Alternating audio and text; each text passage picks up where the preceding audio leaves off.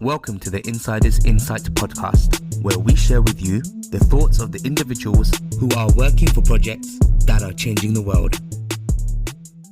Thank you to our sponsor, Creditcoin, the building blocks of trust. For more details, please visit the show notes below. Welcome to Insider's Insight. I have musician and artist Fifi Rong with me, and today we're going to have a conversation about how NFTs and blockchain are going to change the music industry. But before we begin, Fifi, why don't you give a quick introduction to yourself, about your journey in life and about your journey into crypto, because I think our guests would be really keen to know. Awesome. So I'm a singer, songwriter and producer for about a decade, I would say. I was born in China and I came to the UK when I was 16, and music was, I like to say, an impossible dream, because I wanted music, but it was just so distant, like a star that's far away that I just couldn't reach. And growing up in China, there was, I was told that I wasn't, having the look or the talent either. So with music, you need the talent first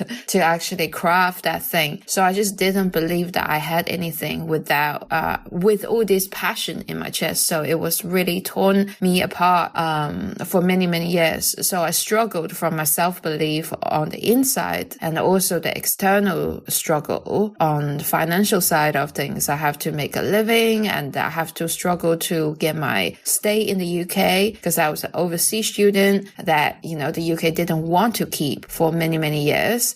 So my first biggest mission in life was to stay in this country, because I knew if I stayed in outside China, away from my conforming environment, culture, I had a chance to pursue what I wanted to see if I have the talent. With music, it took me 5 years to find out that, okay, so I am an artist, I'm gonna go for it. It's not like now I'm free, I'm gonna be an artist. There's a lot of feedback loop from the external world to show you, and then the universe, does it want you to do what you do? So I need that space to explore. If I was an artist and what I was gonna do, I was just following my instinct and calling, basically. So I carved out that space for myself, and the first stop was to stay away from everything, to be free. That answers your question why I'm in London and why I'm away. So after all that, I decided, I burned my bridges and cut my retreats, went for music, and luckily it's been working.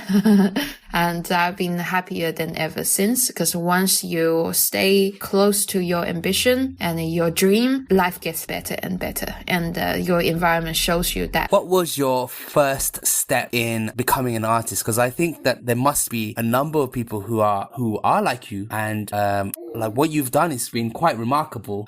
Just trying to be an artist is difficult, but to be an artist from a different country is really, really hard. So how did you manage to do it? Especially after you graduated, and I think at that time, the rules for foreign students, I don't know what it is now, but to stay in the country, they were really, really difficult. There was a lot of stringent rules. Extremely hard.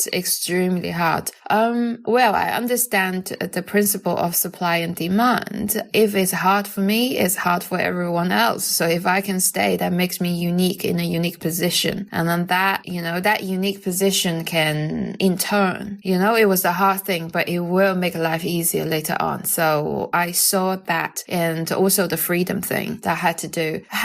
How did I do it? With great difficulty, because at that time, not just because I had to stay, had to get the visa, my family didn't have money for me. Since 22, I have not taken a penny from my family, because they were not in the position anymore to support me, education or anything. So even when I did my PhD, half of my PhD, I paid myself as well. So I think, yeah. And then I didn't want to pay anymore. I was like, that was £9,000 a year. Why am I doing that again? So, and also doing a PhD about music is kind of like, what if music doesn't work, right? But no, I went for it.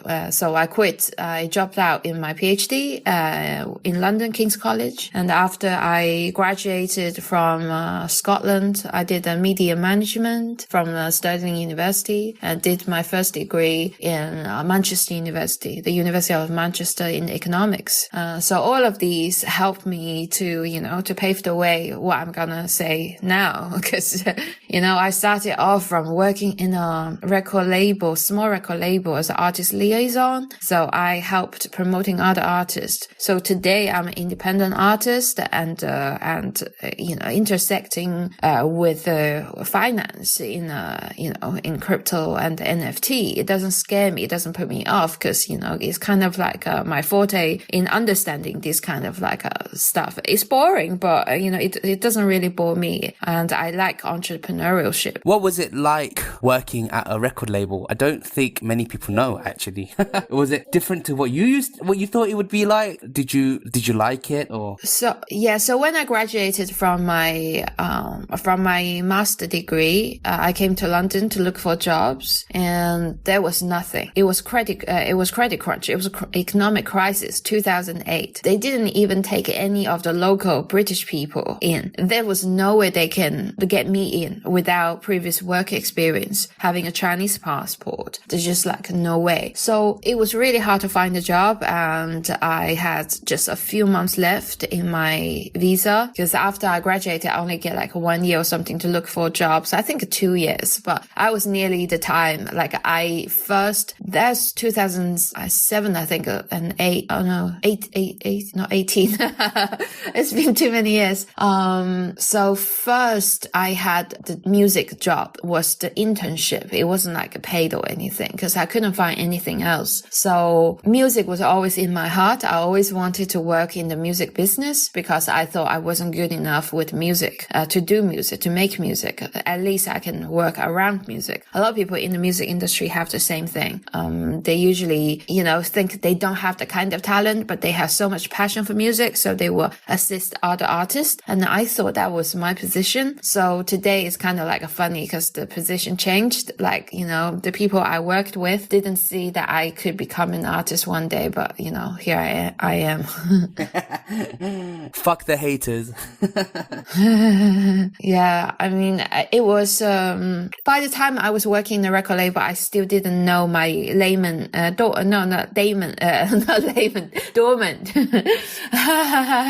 dormant talent. Like I didn't know that I could make any music at that point. I started late in life. And so there was just so much decision to make, especially for a Chinese woman. I have to give up my motherhood, carry the guilt of being the only child and not able to return the money and then the investment my parents has given me. And my parents are still not in a good financial place that I need to support them. So there was so much as you have a Chinese background and culture. So you can understand the only child, you really want to, look after your parents. But I was having a double-edged sword because if I don't pursue my dream, my passion, I'm miserable. I can't thrive in life. But if I did, then I betray my family and I can't. And at the time, I didn't even know I had a talent or not. So it was a big gamble. When you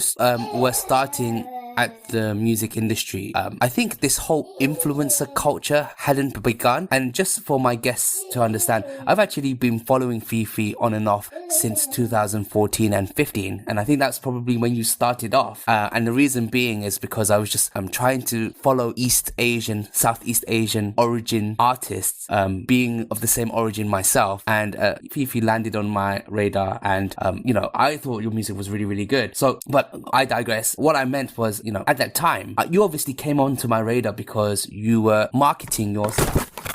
you were marketing yourself. I was just wondering, did you know that this was going to become such a big part of the industry? The NFT or? No, being marketing yourself. Oh, marketing yourself. I had no idea. All I had was passion. Like wild horses couldn't hold me back. And then just like a little kind of like an insider tip about musician. So by the time you hear somebody who's got a brand, an image, a sound, a production, right?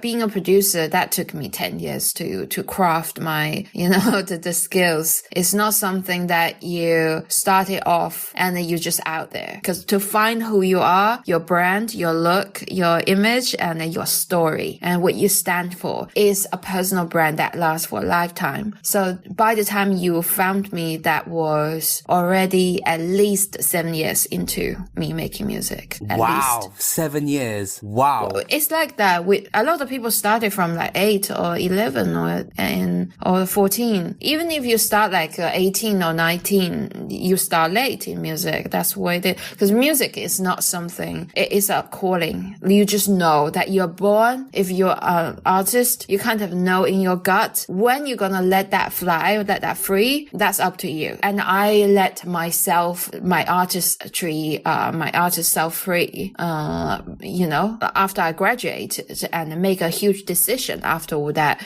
guilt and double-edged sword and all that moral struggles and the internal struggles. So yeah, not an easy journey. With the rise of social media, because I guess during your rise, social media wasn't what it was today. It was becoming that, but it wasn't that at that time. Did you know that it was going to be such a useful tool? And what's your relationship with social media right now? Do you think it's an important part of being a musician? I don't like it, but it's kind of like your communication tool. It depends on how you use it. Don't let it use you. You can use it to your advantage. To answer your question earlier, did I know it's gonna be such a big part? I mentioned the word freedom very many times already. Freedom is my highest value. Every time I compromise my freedom for potential success and working with other people, I was miserable. I said no to several record contracts, and I got into the management, and that's completely really bad for my freedom, and I got really depressed, and I had a lot of took a big detour. So to answer your question, why does that matter? Because to market yourself, to be an independent artist, is about being your own boss. It's very hard work, but you build a team around you. You can sleep until 2 p.m. if you want, but the shit is on you. You have to, it's a business. It's a startup business, and you have to pay the rent, and then there's a huge risk factor, and then there's a huge pressure that you have to pay and run your business yourself. So if for a person who doesn't have a business mindset, like you are an artist entrepreneur, but you are I just want to do my artist, like somebody tell me what to do. When you're lazy, I was once a point of time, I just wanted to do music. I didn't care about the music. This will backfire on you, because very soon you will lose the freedom to create what you want, and then you will find yourself not being able to decide what you're gonna wear, what photos you're gonna put out, what music you're gonna put out, what sound you're gonna have, who you're gonna work with. You lose everything. And then why does that gets people depressed? Because we struggled all our life to make this music, just to go into a prison for other people to control your creative decision. That's depressing. That's the saddest thing, So, right. So that gives you the answer why you want to do your own thing. It's hard, but you get total freedom. Moving on to now the NFTs, I think what really caught my eye and why I wanted to connect with you is because I saw on your Twitter handle you've got an ENS domain as your name, and that was really surprising to me. I was wondering, how did you get into crypto, and how did you get into ETH in particular? How did I get to crypto? Since the pandemic, because my career was going really well, and I had touring and deals this and that in China, and with the W Records and things like that. And then pandemic hit. And so I was at home and I, the love for economics, what I studied before came back, and I was just like listening to a lot of economic stuff and knowing how the impact of a pandemic is gonna really affect the current monetary system. As you already know, we're in a complete different cycle right now, all right? In the crypto cycle, it's different from the 4-year cycle like before. And there's unprecedented number of people getting into crypto. And it's for a reason. It's because of the pandemic, people losing faith in certain things, and, they're getting into the new asset class. And then once I get into crypto, the next thing you will hear is NFT, because I do art, and you will learn about NFT. But I didn't get into the NFT community until about 4 months ago. And since then, that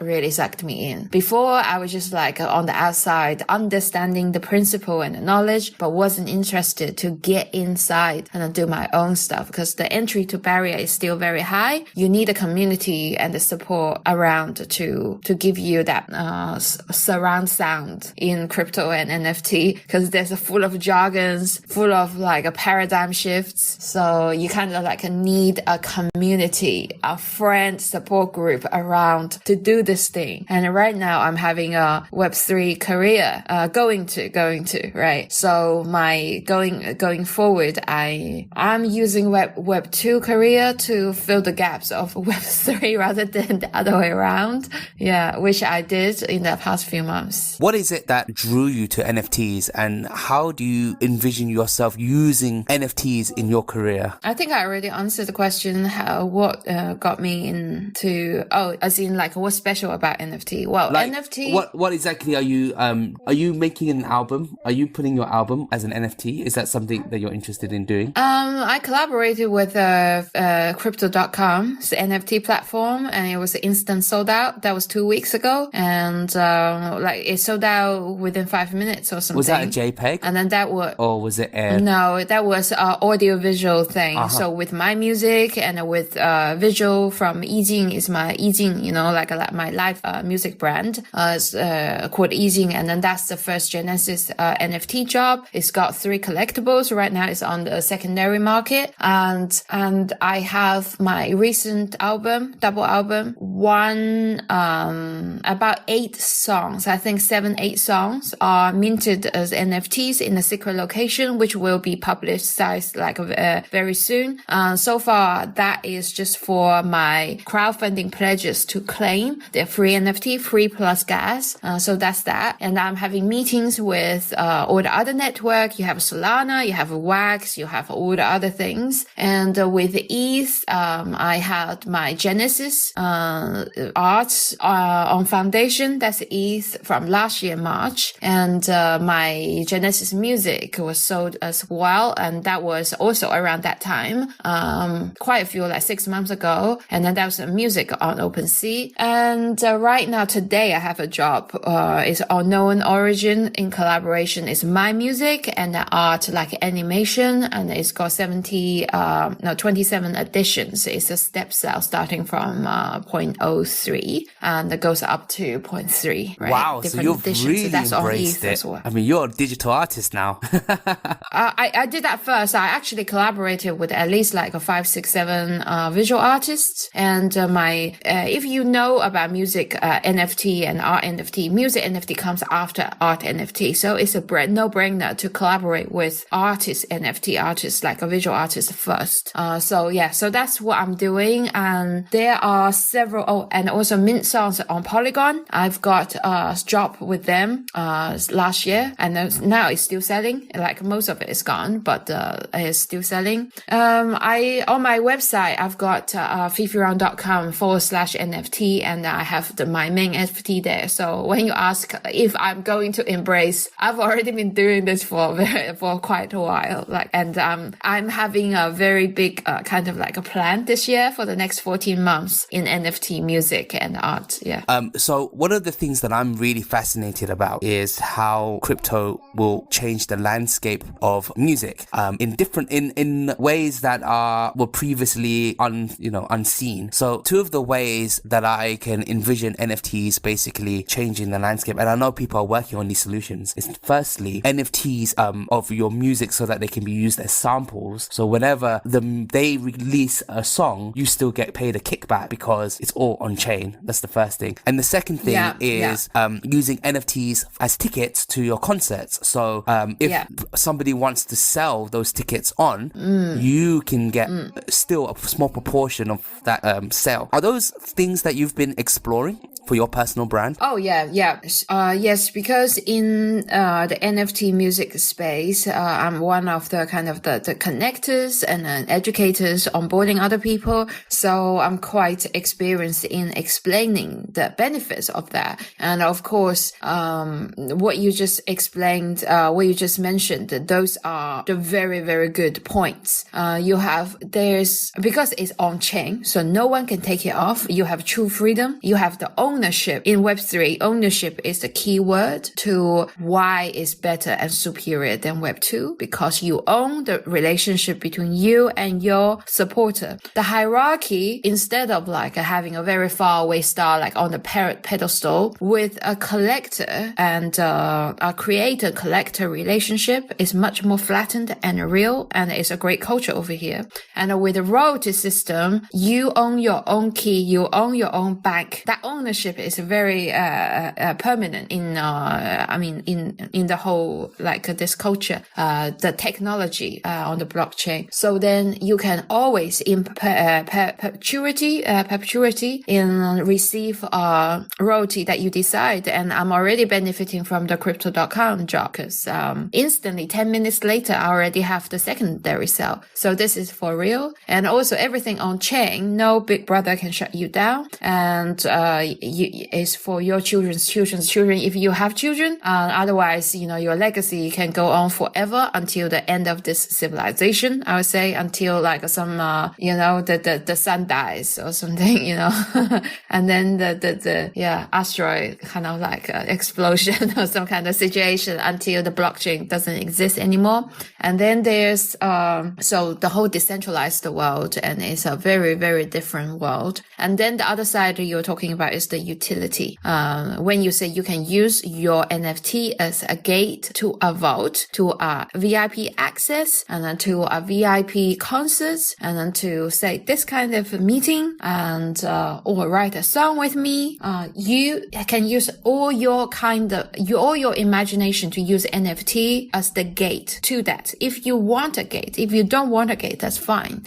And with NFT, you have so many different kinds of NFT. There's a fine art NFT at a very high price, 1 out of 1, only one in the whole world, right? And you have different multiple editions. That's for the collectors, the average Joe collector like myself, right? I collect a lot of things that's like $100 to $500. I can't afford something that's buy something that's like $4,000 or $8,000, but I can collect something that's a few hundred. So that's kind of and then you can have free NFTs, which I offer on my website, free posters, because that's on Polygon, so it's gas free. So I already had 300 something posters out. You can claim some as well. I have a POAP. If you come to my event, I give you a free NFT POAP, right? Proof of attendance. So there's so many utilities in NFT. It's just in half an hour, we're not going to cover everything, but I would direct people to my website, because my fifirong.com/NFT is a beginner's guide. So why NFT? What is NFT? What is blockchain? In very layman's terms, I explained to you. I quoted like a Mintable. I have a meeting with a space with Mintable in a few hours. It's like a public space for education as well. So we educate a lot for people to come in and to onboard people. And that's a part of my mission as well, to onboard as many artists. I hopefully millions, other artists, to give them a chance to make a living out of their passion. Perfect. Before I let you go, Fifi, I've just got 2 more questions. The first question is, apart from everything that you've mentioned about how crypto is changing the music industry and the life of being a musician, what's the next thing you think we're going to see disrupted to make musicians' lives more interesting or easier to make a living from this career? Well, everything. The current music system is gonna crumble quite a bit. The rise for musician would be the entrepreneurial artist that will go to the top of the will flow on top. And the traditional industry signed artists who signed most of their life away is gonna be in a little bit of a trouble. I mean, I'm not saying trouble as in, because we have to look at the numbers, because the people who are getting the lion's share, they are the 0.1%. There's about 10,000 something artists who are just about making a living out of 8 million artists. So we're talking about most people are not making it work. There's a few of us in NFT already making it work for us, making a great living, but the current music industry is not working. The system is just not working. So going forward, the people who will rise are the people who are independent, who own all their stuff, and who are not lazy to go into the business side, because you are your personal brand, you are your own business and startup. You need to start think about yourself as a business. It's not a dirty word. And the people who are great musicians but don't want to do anything, then you might be okay teaching other people music, be a music teacher, or you could be working with a music label in some way, but they will profit off you mostly. And then you can also work with agencies who do everything for you and for a share. But there's no security. Going forward in the future world, ownership is the main thing. You need to know what you're doing. You can have leverage to have people teach you how to do things. Teach you and help you do things. But if you don't have the control, I'm the boss, I'm the decision maker, you don't have that spirit, very dangerous. You might get lucky for for a couple of years, but for the long run, just need to learn the technology, learn about business, and learn about marketing, building your own brand, and always come to the beginning point is make sure the craft of the music, of the art is up to standard. Because in this call, I didn't tell you that it took me 12 years to stay behind the door, to craft my art, right? And then I'm a business person. But you can't be a business person without the art. That's just missing the point. And my recent double album took me 5 years in my studio to craft this album, to record myself, produce, and mixing with my mixer and master engineer back and forth for 1 year and a half, nearly 2 years. That's what it takes to make the art that I like. It doesn't happen to everybody, but you need the art first and then think about business. So that's kind of the field where the future stands, is independence and ownership. Last question, apart from music and NFTs, what do you think is going to be the next big wave in the crypto space from a purely just a crypto enthusiast and not as a musician's perspective? I would say DAO. Can you elaborate? The DAO is a decentralized autonomous organization, as in, because the ownership is a thing that you have my NFT to a certain level and you own a part of this community, right? So you use NFT to structure the whole organization to be more flattened and a free organization where people own a piece of that. And so it's a decentralized network. And then that your fan base becomes like that as well. And a lot of organizations or music organizations becomes like that. Timbaland's got a very DAO-like, but I can't really say what exactly it is. So basically people on your label, they in a collaborative kind of a situation, and they own the NFT, so they own the access, and everybody's very kind of comrades, and that kind of is a very independent. So the best way to talk about it is between democracy and communism.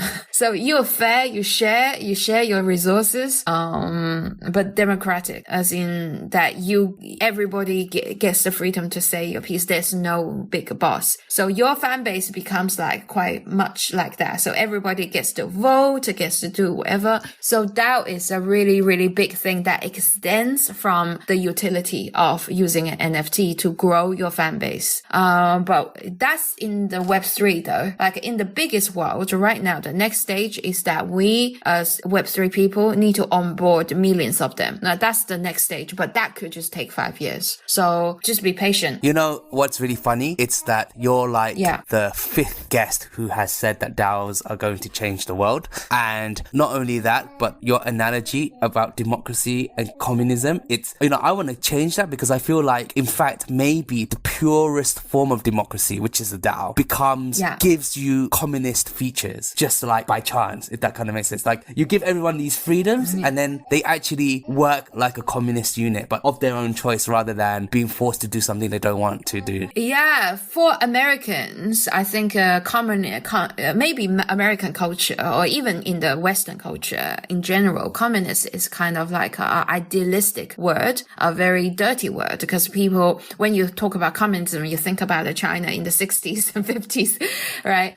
But actually, because from the original Karl Marx ideal of the communism features, for me, I personally, because I'm a very spiritual person, like I'm like my ultimate goal is for unity conscious, of course, like, or being somebody who can push people towards that a little bit, right? That's my spiritual kind of like ambition and a goal. So what Karl Marx is saying is a very utopian sort of society where people have no ego. Everybody is Jesus Christ, right? So he's describing that kind of society where everybody can share with no selfishness or whatever, share the resources. It's laughable when you're looking at the current society, because the current society, free market capitalist is the best. Free market capitalism is the best we have right now. But what Karl Marx is saying is a fundamental change in the human character. The deep down in the soul change, you can actually achieve that. So Web3 and with the NFT and all these blockchain tool is definitely the next step of the evolution of the, of human civilization. So that would take the whole thing closer to communism ideal, because the share, the fairness and everything, right? So that's why, just to connect to what you were saying, it makes total sense. It just people will have misunderstanding of that communism word, the word communism. But if you really look at the text of what communism ideal is, then there is certain traits, like you said, that gets Web3 will get it closer to that ideal. But at the same time, you have total freedom. It's not like a communism gone wrong. You know what I mean? Yeah, when it gone wrong, you have like the one party state and all that kind of stuff. But we're talking about everybody love another person like how they love themselves. Yeah. I mean, everyone agrees. But that's the ideal situation. Before we finish off, would you like to shout out any socials and promote anything, any new events that you're hosting? Sure. Today I have a lot already, and it's not gonna be out. So just follow me, I guess, at Fifi Rong, Fifi Rong, without the W. That's on Twitter and Instagram. Twitter and Instagram, Facebook, and all that. Like, Facebook is Fifi Rong Music. Fifi Rong Music. But I don't use Facebook that much anymore. Facebook is a very powerful tool as far as Web2 is concerned, but there's a certain problem to it. So definitely just follow me on Twitter, and I hope I'll do some TikTok going forward in this year coming. Oh, perfect. Thank you so much, Fifi. It's been a pleasure. Thank you so much. Definitely, I would like to do a part 2 if you would like me to, because there's so much to talk about in Web3, and then the whole culture shift, the whole paradigm shift of the technology, and also the culture. Because when you shift the economy, you shift society's structure, and then you shift the people's character, you shift people's beliefs. So economy, I personally believe, is the fundamental thing. When the finance, like the technology changes, that changes the economy and it changes everything else. It's like a ripple effect. And the next time I'll probably let you know about why the NFT community is so loving and is so friendly. We have a complete different vibe to the competitive Web2 kind of vibe. There's a reason for that. And then the hint is that is because of the intrinsic characteristics of the blockchain technology that stems from, It sounds extremely fascinating. Well, thank you so much again, and we'll see you all next episode. Bye, guys. Awesome. Bye. Thank you. The Insider's Insight podcast is meant for informational purposes only and should not be considered as financial or investment advice. Nothing expressed in this podcast should be construed as a solicitation, recommendation, endorsement, or offer to buy or sell any financial products. Information expressed by the host or guest of this podcast does not necessarily reflect any views of our sponsors.